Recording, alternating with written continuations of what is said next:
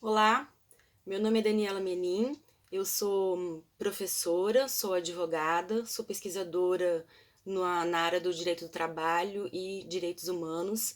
E o trabalho que eu vou apresentar, a minha pesquisa, tem o nome de A Historicidade dos Direitos Humanos e os Pensamentos de Bobbio e Arendt na Construção do Direito ao Trabalho e ao Direito ao Lazer.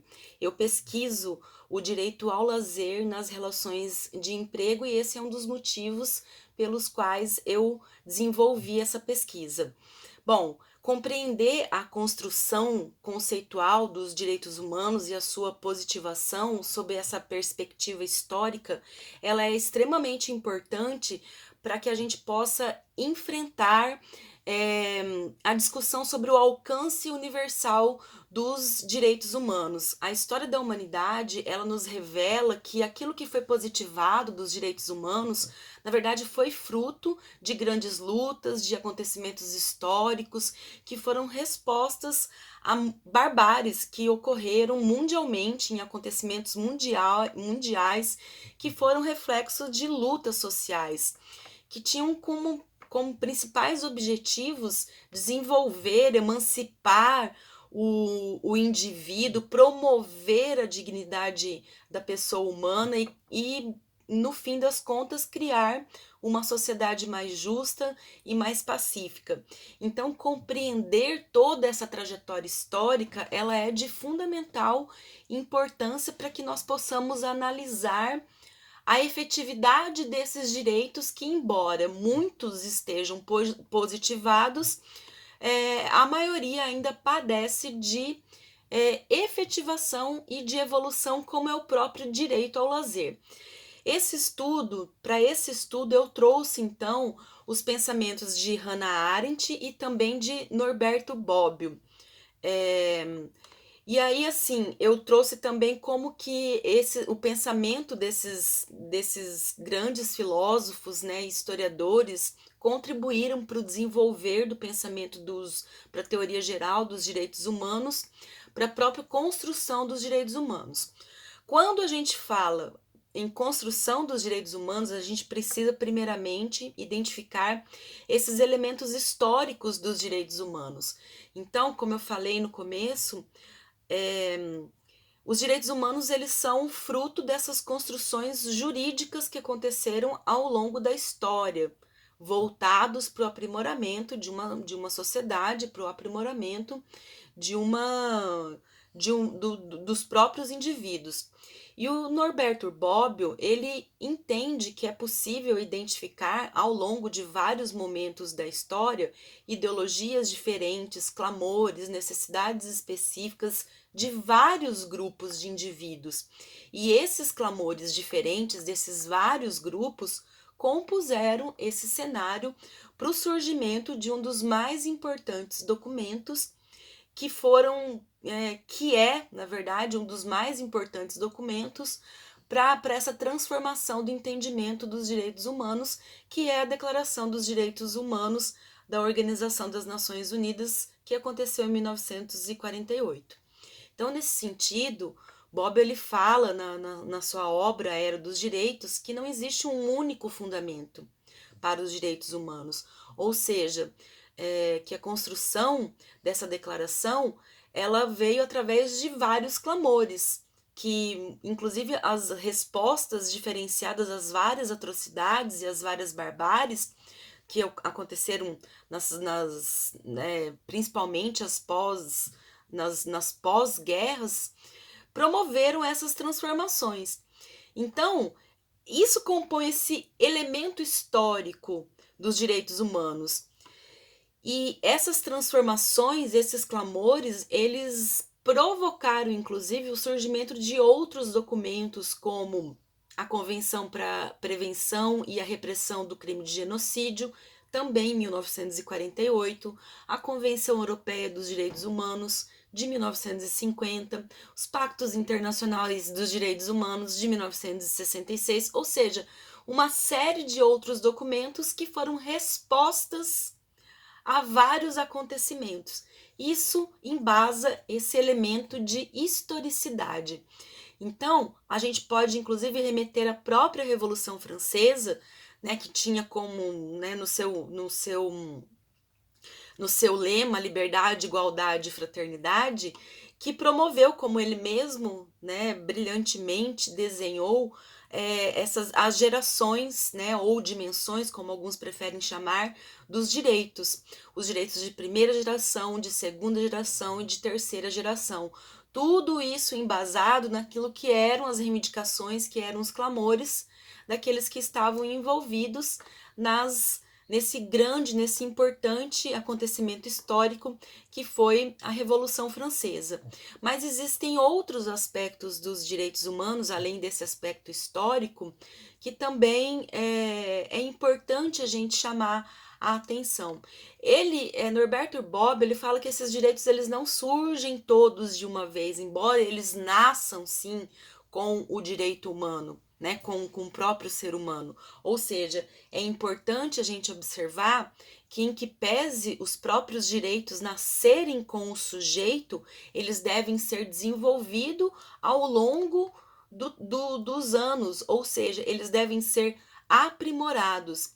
Então, em que pese eles serem universais, eles têm que ser positivados e eles têm que ser desenvolvidos. Daí a importância, então, dos povos que ratificaram aquele tratado, ou seja, a Declaração Universal dos Direitos Humanos, terem se comprometido a levar isso para o ordenamento jurídico de cada país.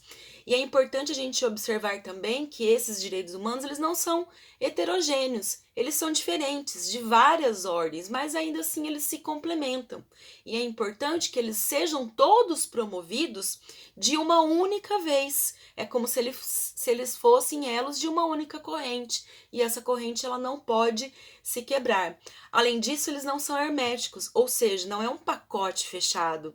Esses direitos eles vão se revelando ao longo das eras de várias formas, de várias maneiras. Por isso que é importante termos um olhar atento, porque esses direitos eles podem se renovar, outros direitos podem aparecer e até mesmo eles podem se transformar. O importante é que nós estejamos sempre atentos para promover a efetividade. E é interessante a gente ressaltar também, é necessário a gente ressaltar que esses direitos que foram declarados na Declaração Universal dos Direitos Humanos, eles foram assimilados, foram incorporados no ordenamento jurídico brasileiro através da Constituição Federal de 1998, revestidos de um caráter de fundamentalidade, ou seja, aqueles direitos que outrora não tinham força normativa, no ordenamento jurídico brasileiro, eles trouxeram essa roupagem de caráter fundamental, ou seja, eles são extremamente importantes e indispensáveis para que eles tenham para promover a dignidade de qualquer cidadão brasileiro. Então, claramente, nós podemos ver que essa Declaração Universal dos Direitos Humanos de 1948 interferiu, sim, na Constituição Federal de 1998, e inclusive foi assimilado. Isso tudo mostra, então, que essa historicidade está presente. Quando a gente fala nesse entendimento da Hannah Arendt sobre os direitos humanos, a gente já puxa um pouco para o direito do trabalho e, consequentemente, ao direito ao lazer. A Hannah Arendt, ela fala que, no seu livro A Condição Humana, ela traz os reflexos a respeito do direito do trabalho. Lembrando que o direito do trabalho é um direito humano e que o direito ao lazer também é um direito humano. E ele também faz parte das relações de trabalho. No seu livro A Condição Humana, ela junta esses dois direitos. Ela fala que, para ter dignidade, o trabalhador precisa ter tanto um trabalho digno quanto os seus momentos de lazer. Então, ela incorpora todos esses entendimentos que são defendidos por Bobbio, que estão presentes na Declaração Universal dos Direitos Humanos de 1948, que estão presentes na Constituição Federal, ou seja, ela diz que é necessário ter um trabalho digno, que isso é fundamental para o ser humano, mas que, além de tudo, ele precisa ter também momentos de descanso. que ele precisa ter, além de momentos de descanso, momentos onde ele possa ser ele mesmo, onde ele possa desenvolver atividades, onde ele possa desenvolver qualquer exercício, qualquer ação que revele quem ele é de fato, não apenas descansar e não apenas ter um hobby, mas desenvolver qualquer outro tipo de atividade que o dignifique, que realize a sua dignidade humana. E isso define como um indivíduo. Quando a gente traz isso para o nosso ordenamento jurídico brasileiro, nós vemos que isso ainda padece de efetivação, como o próprio Norberto Bobbio fala.